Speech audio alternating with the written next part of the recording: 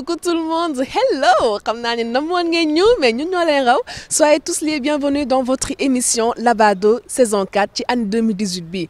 Man maman man ma ñëwaat di leen présenter seen émission bi nga xamanteni mom ngeen taamu émission bi nga xamanteni mom ngeen safo def ko seen biir xol ne déet doo leen ko bokk ak kenn. En tout cas je suis très ravie de vous retrouver ci année bu bees bi. Non Labado ren bi non mais c'est incroyable ay surprise la leen di andil mais balaa boobu dama bëgg ñu dem seetaani suñu éléments yi 4 ans en arrière ñu xoolaat encore Labado nag lañ ko doon dundee ci année précédente yi na dem seetaan élément boobu te ñëwaat suñu plateau.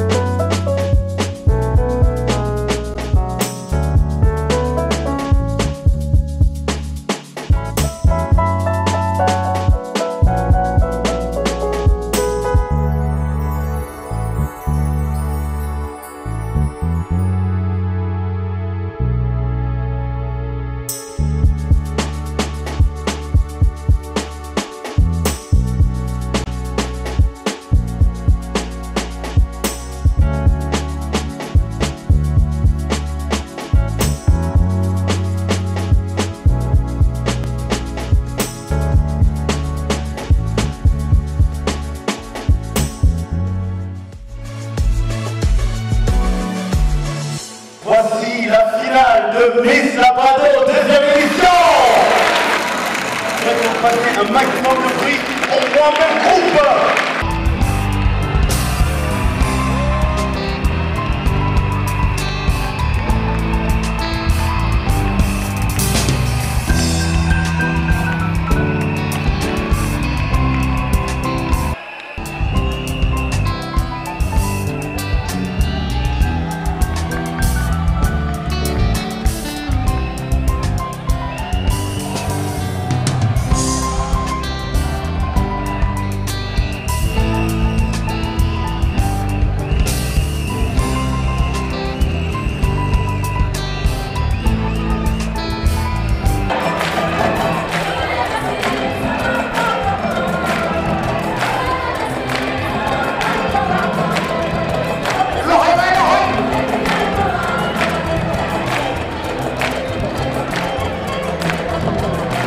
bonsoir.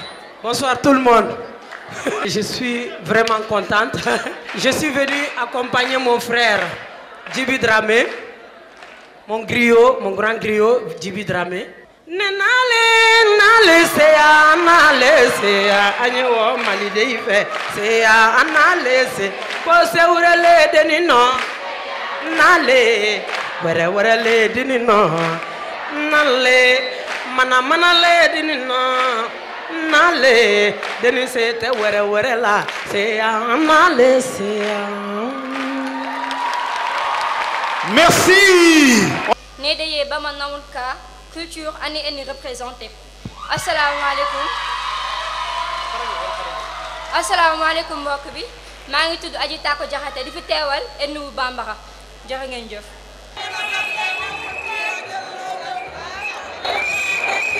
asalaamaaleykum. man nag kon ni ngeen ko gisee rek xam naa ne solo bi wax na leen ko sama riir bi ma àndal wax na leen li tax ma ñëw tey muy askanu Lawbe. Bonsoir, je m'appelle Marie-Isidoria Montero. Je suis appelée à représenter une des signares de Gorée. Gorée est une île qui baigne dans l'Atlantique, tout non loin de Dakar. C'était un lieu stratégique pour l'entrée dans le continent africain. C'est pour cela, Portugais, Hollandais, Anglais et Français l'ont successivement occupée. C'est ce qui explique le brassage entre noir et blanc, qui aboutit à une race métissée, les mulâtresses.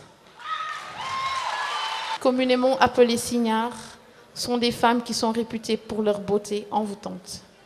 Elles étaient très belles, comme je le suis. À part leur beauté, elles avaient leur richesse à revendre, parce qu'elles étaient de vraies commerçantes. Mais il y avait une mulâtresse qui avait marqué son temps. Elle s'appelait Anne Pépa, que je représente également. Pulai, pulaga ba pulajeri, mi ma bago puloi,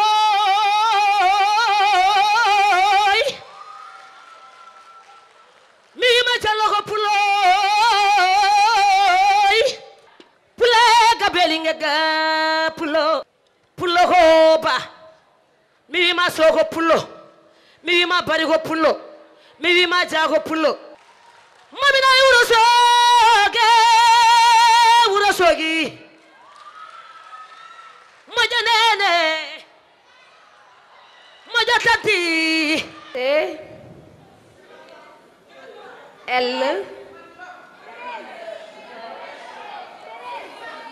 19 Dictoba.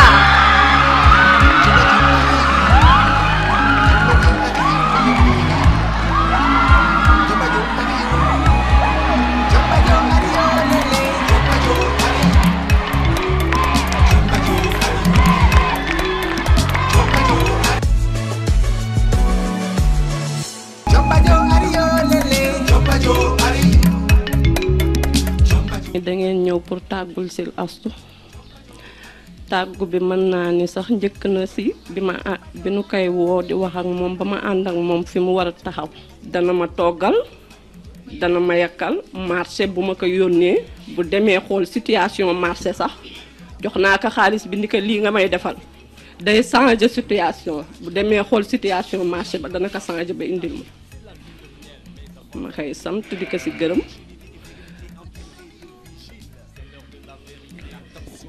ma yeboo ni buy jàng sax lay kontaan di ba yaay baa ngi jàng bu ma ko wuyoo ak bu ma ko wuyoo tey dem jàngi ñëw te loolu moo am njëriñ bu ma damay jaay fii waaye bu ma doon dem moom laa am sañ-sañu bàyyi ka fi moo may jaay dana ma dëral fataay dana ma dëbbal ñebbe riijal ma moom daal laa am sañ-sañu bàyyi ko te moom du taaw du ñaareelu doom te may boo ni ñetteelu doom man daal maa ngi sant di gërëm lii nag yàgg na di ko rêvé xëy na day doog a yegsi sama xol a fees na si li may wax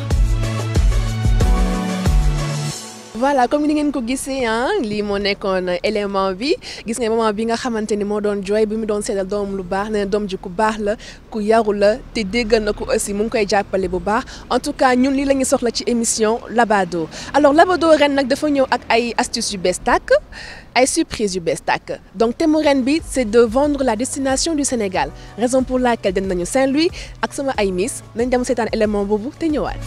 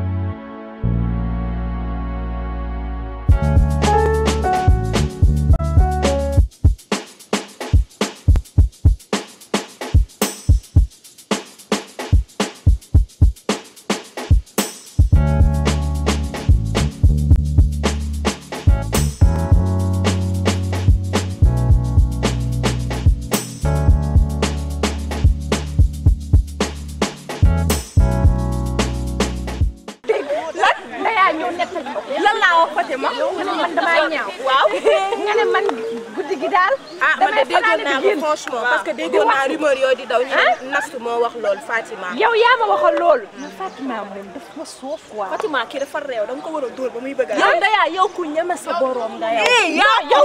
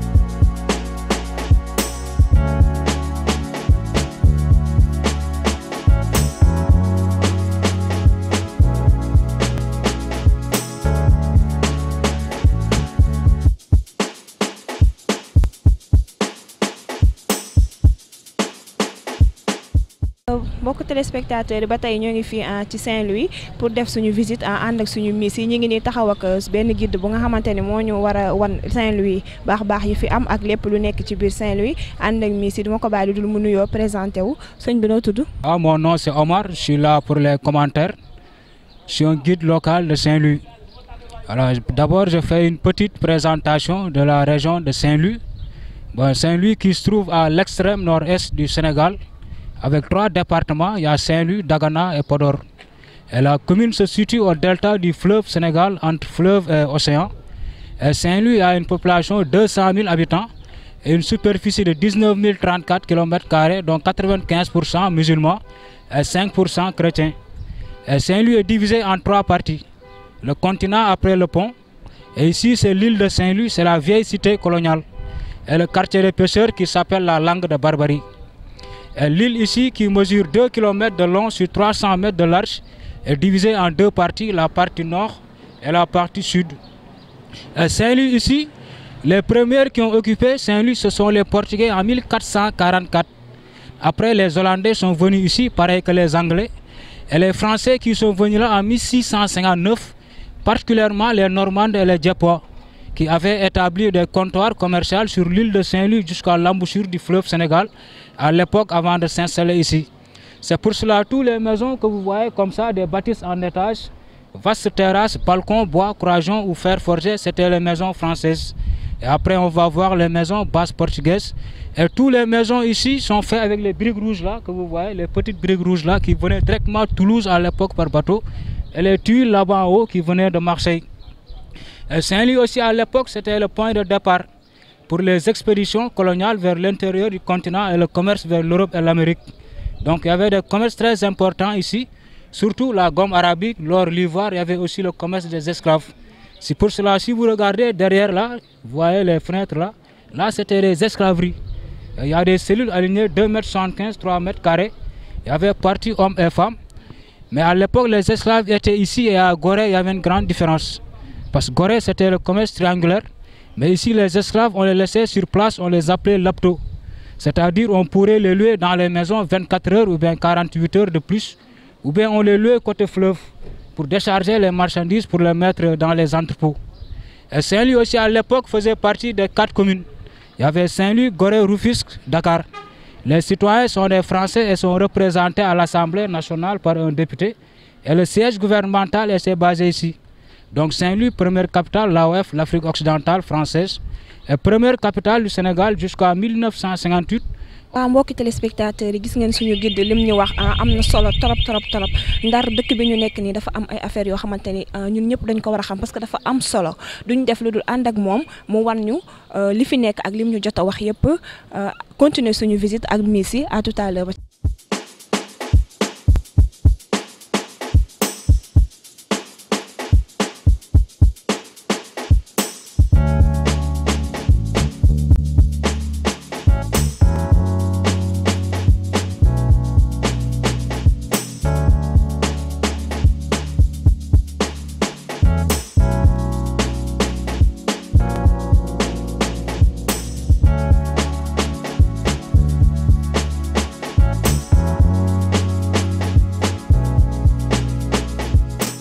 Omar gis nañ la nga ñëw ba fii daal di taxaw fi ñu nekk nii mooy fan.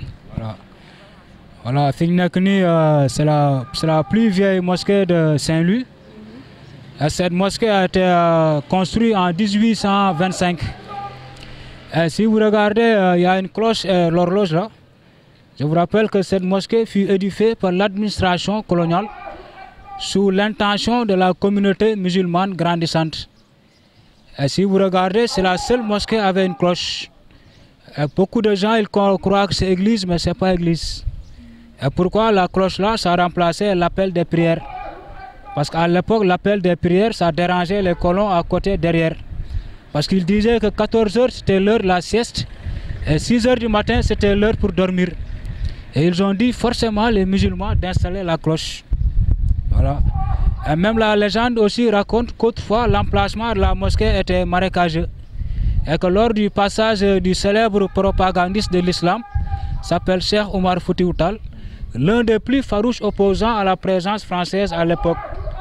et celui-ci pour mettre un terme aux rivalités internes quant au choix du lieu et où sera édifiée la mosquée. Et le marabout jeta sa canne magique sur le marécage et l'eau a jailli. Et dit en gros, voilà, sera ici et le problème fut réglé.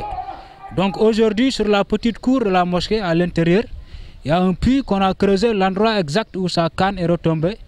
Et l'eau est douce, fait exceptionnelle, et l'eau possède des vertus miraculeuses. C'est comme chez les Blancs, ils disent l'eau de Lourdes. Parce que l'eau, quand tu bois 3 fois, ça guérit beaucoup de maladies. Même après, vous pouvez chercher l'eau, mettre dans des bouteilles, oui. Et d'ailleurs, même ce marabout qui a disparu mystérieusement dans les falaises de Bandiagara au Mali, le 19 février 1864. Jusqu'à maintenant, personne n'a jamais retrouvé son corps. Et jusqu'à maintenant, il y a des gens qui viennent partout de la sous-région pour chercher l'eau. Voilà. Et là, maintenant, on va voir la grue à vapeur de l'autre côté pour faire les commentaires.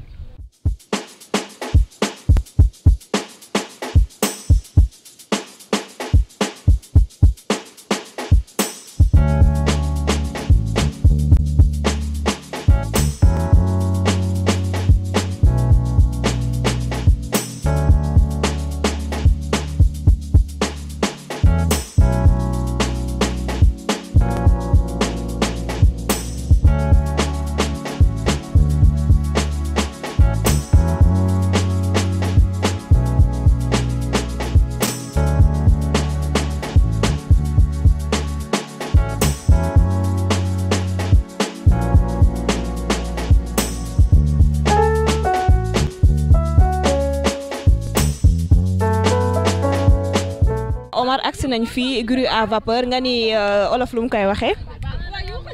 Bon ça c'est une grue à vapeur. Bon boo xoolee lenge bi moo doon décharger les marchandises, la gomme arabique, l'or, l'ivoire et toutes les richesses disponibles. Donc grue bi moo ngi peser 20 tonnes, 14 tonnes marchandises par jour. Et cette grue là qui a été amenée ici par pièces détachées en 1880. Et elle a été montée par la marine maréchale des logis en 1883 et elle a fonctionné jusqu'à 1954. Depuis que nous transféré capitale de Dakar, elle a perdu sa valeur militaire comme commerciale.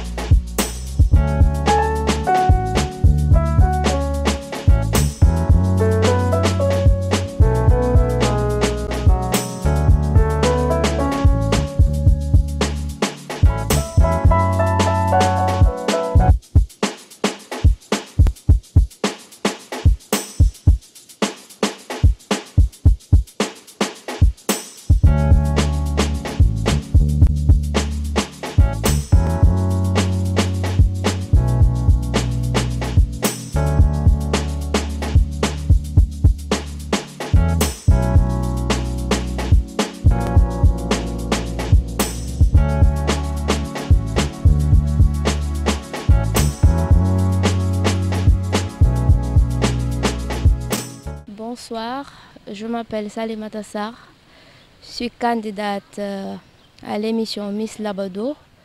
Sama départ Dakar ba Saint-Louis nu ma ko dundee mooy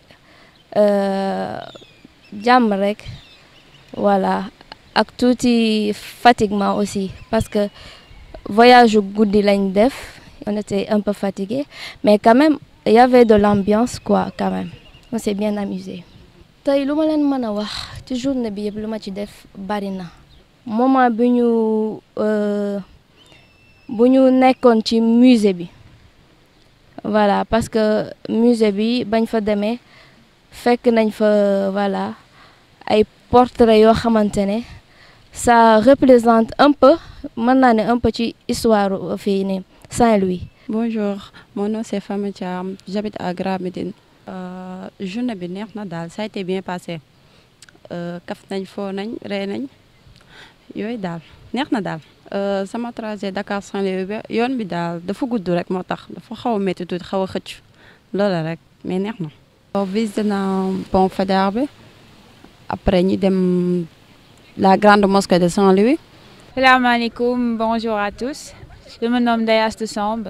maa ngi bokk ci Miss Labado yi maa ngi dëkk Rufisque dem nañ def visite ci musée bi dem nañ aussi Langue de Barbarie dem nañ aussi ci Furaay bi je sais pas yenn statue la quoi je sais pas comment vous expliquer mais on a su le découvrir c'est la première fois que ma ñëw Saint-Louis et ça a été quelque chose de fantastique vraiment.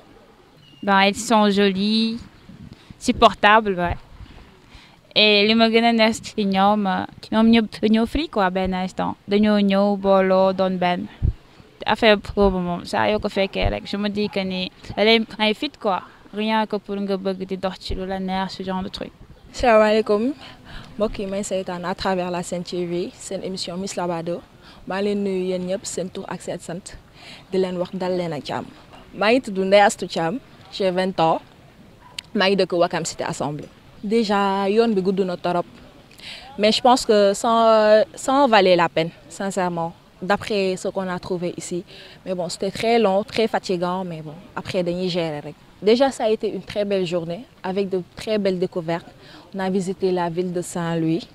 Je suis jamais venue ici, c'est ma première fois et vraiment j'en ai appris pas mal de choses. Vraiment ma culture générale en a pris un bon coup donc j'en suis vraiment ravie. Moment bi ma si gën a neex xam naa da ngeen ne dama bëgg lekk mais bon mooy moment bi ñuy déguster ceebu jën Penda Mbaye bi mais oui faite par une Saint-Louisienne ceeb bi safan na vraiment j'ai adoré. Par rapport au lieu déjà on a visité la mosquée avec la cloche. Déjà ça m'avait étonnée. Quand il a parlé d'une mosquée avec une cloche, je me suis dit non mais attends, une mosquée avec une cloche, c'est vraiment rare et on n'en voit pas partout. Et quand il nous a expliqué, là j'ai pu comprendre. Après on a eu à visiter la grue à vapeur, qui est un lieu historique. Déjà il n'en existe plus des grues de ce genre, parce que maintenant c'est sur des roues et puis ça se déplace un peu partout, mais là c'était vraiment fixe. Donc ça a été une très belle découverte. Et après cela on a eu à apercevoir, je dirais, la frontière entre le Sénégal et la Mauritanie. asalaamaaleykum mbokki téléspectateurs yi maa ngi tudd Abidja Diallo maa ngi dëkk Zac Mbao cité Capec. Je fais partie de l'émission Miss Labado. Suñu trajet Dakar Saint-Louis je dirais que ne neexoon na parce que déjà j'étais tellement excitée du fait que j'allais découvrir la ville où j'ai jamais mis les pieds donc c'était un plaisir vraiment énorme. Tey bi ma yeewoo mbégte laa àndaaleel parce que je me suis dit que ne dama yeewu ci dëkk bi ma doon rêvé dem xam nga nit ñi dañuy rêvé di dem ay France affaire yooyu na man nag je rêvais de venir xam nga de fouler la terre saint-louisienne voilà. Après bi ñu yeewoo on a pris le petit déjeuner avec les filles on a fait une balade.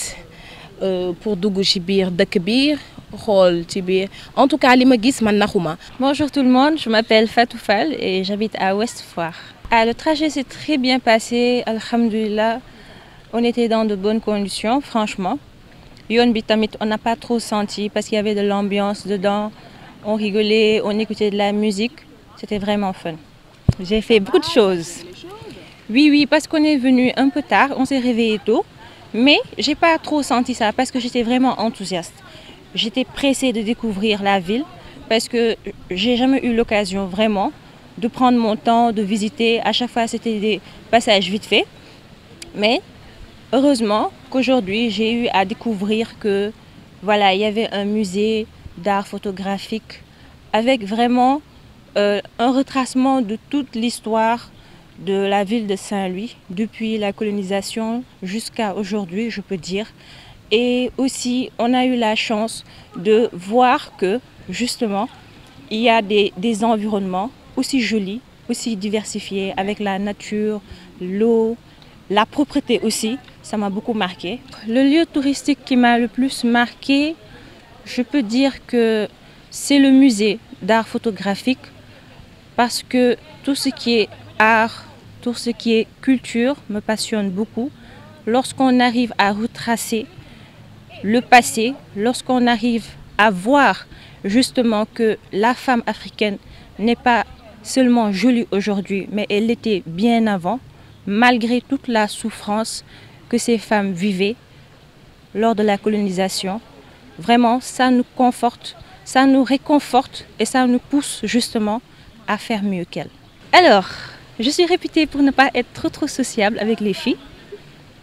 Mais quand même, je déteste personne parce que je me dis qu'on n'est pas toutes pareilles.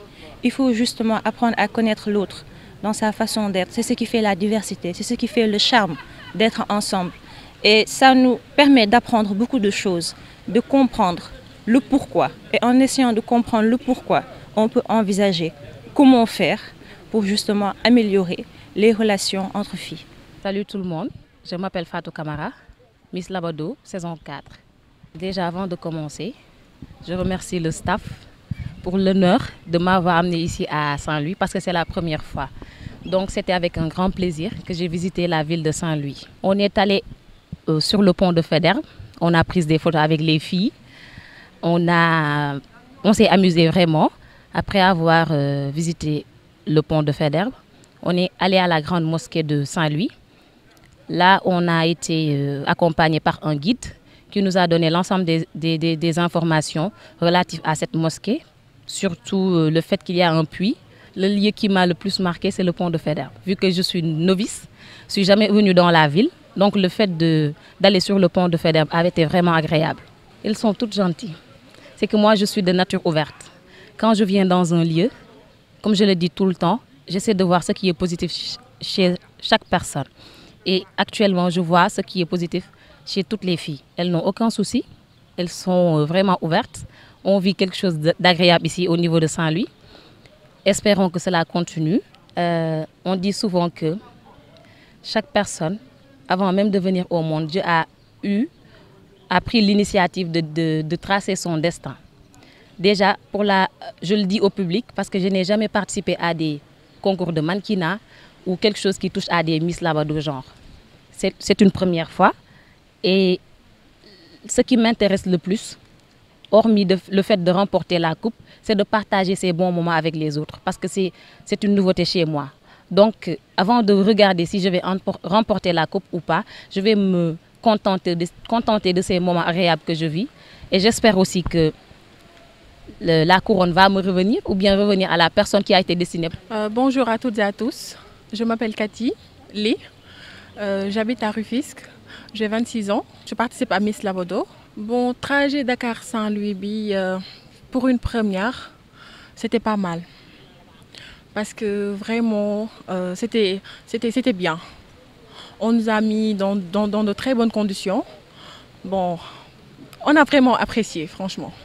Bon, Binu Yao, on a pris le petit déjeuner ensemble avec des filles.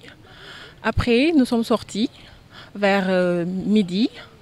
On est parti faire une petite balade. Bon, je dirais la langue de Barbarie. Ouais, ouais, parce que là-bas, on voit de loin la frontière entre la Mauritanie et le Sénégal. Bon, moi, je suis, comment dirais-je, je suis free. J'ai pas de problème, mais bon, je m'entends avec tout le monde. Ouais, je m'entends avec tout le monde. J'ai pas ce genre de problème. Bonsoir, c'est Ramatoulaye Dia. Je fais partie de Miss Labado. J'habite à Kermassar. La trajet bi métti na méttiwul, mais bon, avec ambiance bi entre filles et tout, tu oublies même que c'est difficile et tout. C'était vraiment cool. Il y avait l'ambiance, il y avait tout, hein, franchement. Je suis allée visiter Saint-Louis. Sur Pont Faidherbe, voilà, j'ai vraiment découvert Saint-Louis sur une autre angle, vraiment, et j'ai vraiment apprécié. C'est une ville vraiment merveilleuse. J'ai vraiment aimé, accueil surtout. J'ai vraiment aimé l'accueil. En plus, les gens sont vraiment chouettes, vraiment gentils. Ambiance entre filles, j'ai vraiment aimé. Bonne facette, tu peux même pas savoir. On a découvert plein de choses sans lui sur un autre angle, carrément. Bah voilà, ils sont toutes mes amies, mais voilà, il y a ma locataire de côté. Voilà, elles sont toutes cool là, je les aime bien. Bonjour à tous, je me nomme Toby, j'ai 24 ans, j'habite à Ouest Foire et je suis participante de Miss Labado. Un peu fatigant, mais quand même, on a passé des très bons moments avec les filles et j'ai sympathisé avec les filles. Donc, on a fait des visites et c'était cool. En tout cas, moi, j'ai kiffé, j'ai adoré. Voilà. Bah, quand on dit Saint-Louis, donc c'est le pont Fédère, bien sûr. Bah, parce que c'est pas la première fois que je viens à Saint-Louis, mais à chaque fois que je viens ici, en fait, le truc, c'est que quand tu es là-bas avec le fleuve et tout ça, c'est un truc, ça te touche en fait, par rapport à notre passé, par rapport à l'histoire qu'on nous a appris. Et voilà. Look at me.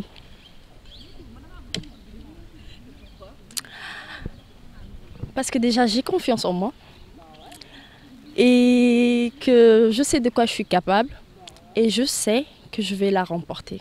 Je ne dirais pas que je doute, mais je sais que je vais la remporter parce que je suis là pour ça. Alors, gare aux filles, soyez sur vos gardes.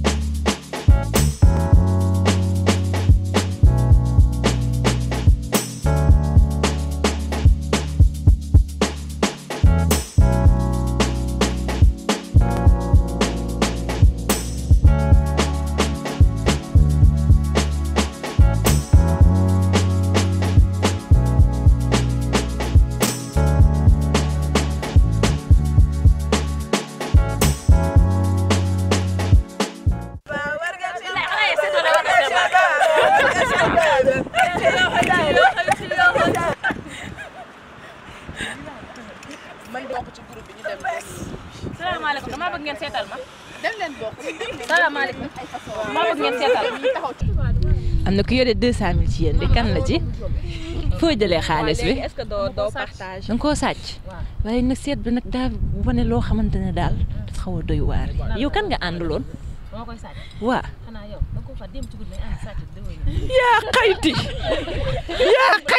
hii jugal laa wax jugal yëngalal ma yaa xayti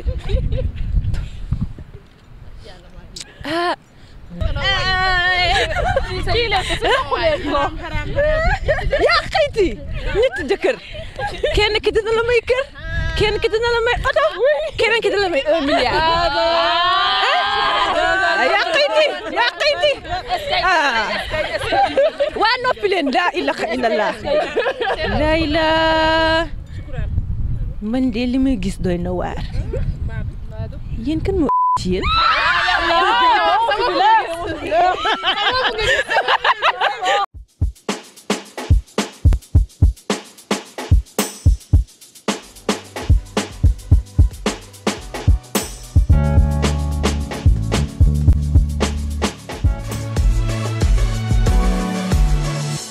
Voilà, comme vous l'aviez si bien vu, nous nous sommes très bien amusés avec les Miss. Xam nga ñun moom vraiment ñun Dakar rek la ñu xam donc le fait que ñu génn dem Saint-Louis visiter yenn lieux yi ça nous fait très plaisir. Gis ngeen vraiment ay endroits yu extraordinaires. Le fleuve du Sénégal c'était vraiment super. Mais ci kaw loolu aussi Borso sama xarit sama doomu ndey sama copine dem na def benn reportage ak ki nga xamante ne c'est un actif de la ville de Saint-Louis kooku foofu la juddoo foofu la yaroo lu mu xam ci Saint-Louis dafa bari. Il est tellement connu, il s'appelle Ben Mactar. Donc dem xool élément de reportage boobu te ñëwaat. Ben Mactar maa ngi lay siyaar gën kaa tëdd siyaar te di la jox sa wàccuwaay ma bàyyi la nga nuyoog téléspectateur Sen TV ñuy seetaan yëpp. jërëjëf soxna si ma kontaan trop si li nga ma dalal en tant que Saint-Louisien juddoo Ndar jànge Prytanée militaire. def juróom-benni at ak doyen Golbert Diagne bu ñu may laaj si lu jëm ci la femme saint-louisienne dama si kontaan trop parce que li si ëpp li ma fi nar a wax si moom laa ko jàngee en fait. D'accord, mais parlons de la femme saint-louisienne les Signares ñoom seen secret lan la woon exactement. en fait dañuy jógee ci fu sore départ bi du woon les Signares après la ñu ñëw dafa am li nga xam ni que ni moom la ñuy tuddee date bi en fait origine bi la base. Pourquoi femme saint-louisienne amoon loo xam ni spécificité à part entière la en général c'est des pulaar en général dafa Mauritanie dafa ñëw lëkkaloo ak ñoom donc boo jëlee exactement naar ni mu teeyee niñ leen di mbelaxe bu ñu nekkee xale bu ñuy sëy loolu nga boole ko ak pulaar yi niñ leen yaree nga xam ni que dañ naan leen bul siggi xool sa borom kër toujours jigéen du dëgër bët.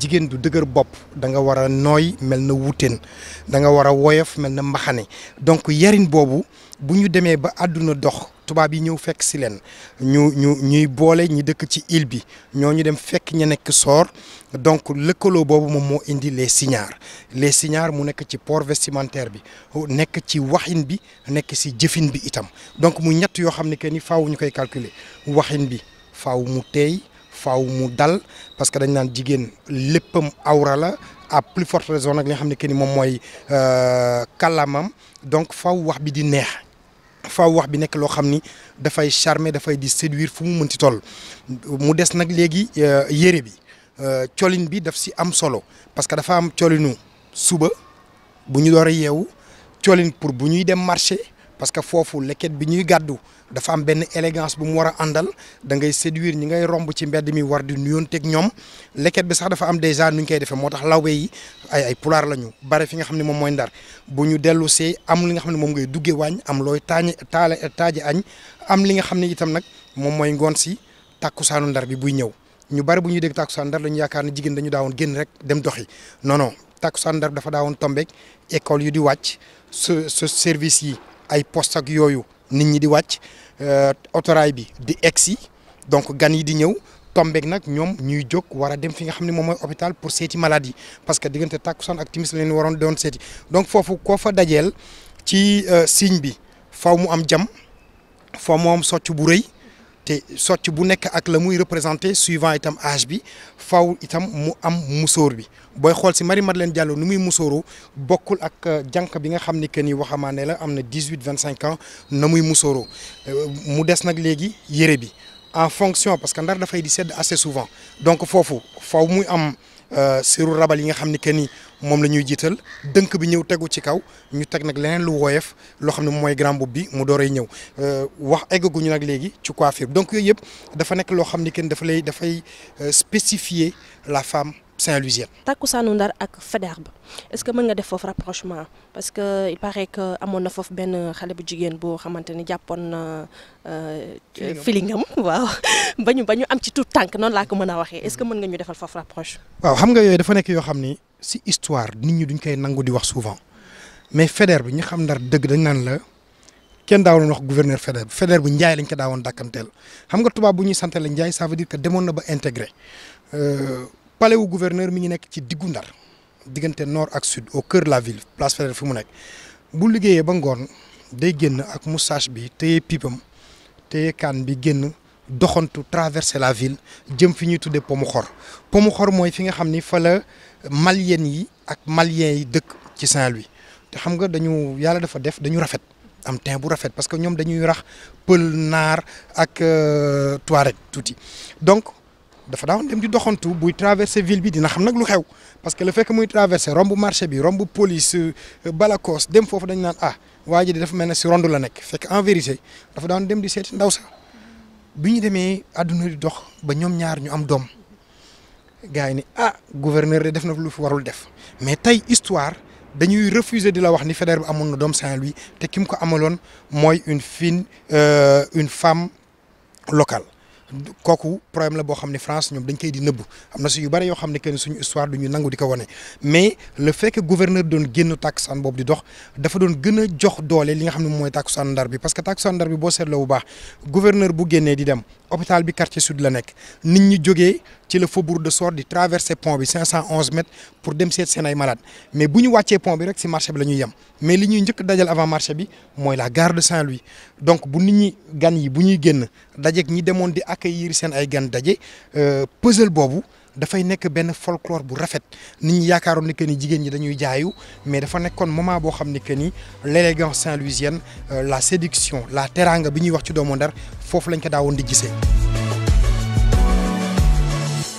C'était tout pour aujourd'hui et je vous donne rendez-vous très prochainement dans votre émission Labado, toujours avec Maman Diallo. Bien des choses à vous. À très bientôt.